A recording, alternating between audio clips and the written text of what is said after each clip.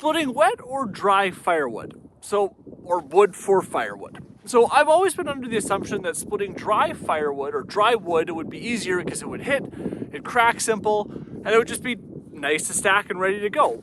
But on that note, I think it'll take rounds or logs like this, full trunks, to season or cure or dry a lot slower than it would split wood. So on that note, what if I split it while it's green, so I cut it about a week ago, and I stack it in small logs ready for the fireplace? Would it dry faster or season faster and be ready for this summer? My theory behind all this is that the wood right now has a bunch of moisture content in it. In theory, it's cold, like minus 18 degrees cold outside. That's minus 18 Celsius. It should be thoroughly frozen and should split and fracture really quite simply. On another note, I also got a new axe, or a new old axe. It's something that I want to try. Before I start trying that one out, let's see how the old X17 fares up. Oh, this might just work.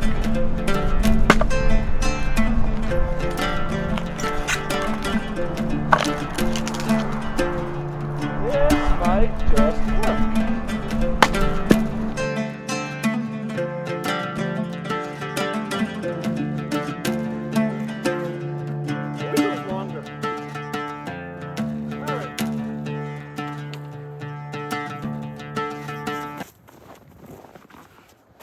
Let's see how the new axe fares. I wish that one was longer. This one is longer. It's new to me, but quite old, and more on that in a second.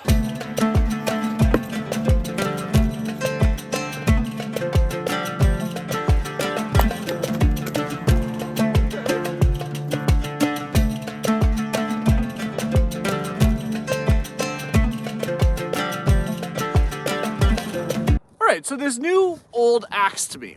I was looking for something old. I like old stuff. And I came across an ad for this guy on Facebook Marketplace. And it's made by a company called Bushman. You can see at the top there. And it says made in Sweden.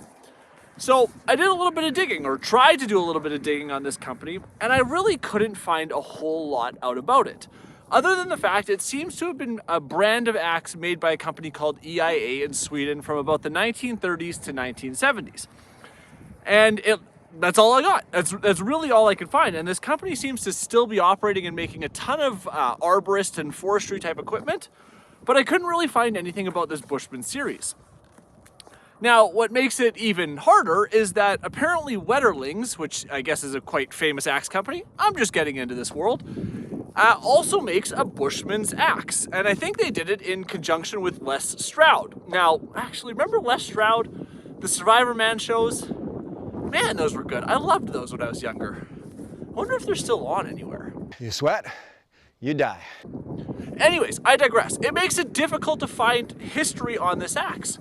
So I'm curious, do any of you guys know anything about Bushman axes? And if you do, I'd love to hear about it down below. I'd love to learn more about some of the history behind this company. Now, this particular axe, as I found after, is made with what is called a Michigan pattern, or a Michigan pattern? Yeah, Michigan pattern, which, after a little bit of research, is actually more of a felling axe than a splitting axe. But what's interesting about it is I guess it's got some reasonably rounded cheeks. I mean, maybe not in comparison to some of the higher end axes today from Halsbrook or any of that, but it's got some rounded cheeks, and it appears to split quite well. So, all in all, I'm quite happy with this purchase.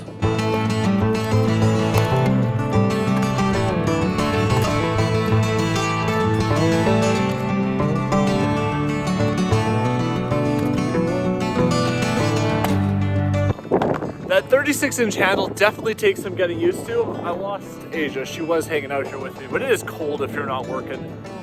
So now it's time to just set you guys down. Maybe I'll shoot a little time lapse as I hopefully make my way through this wood pile. And like I said, if you know anything about that Bushman Axe company, leave me some information down below.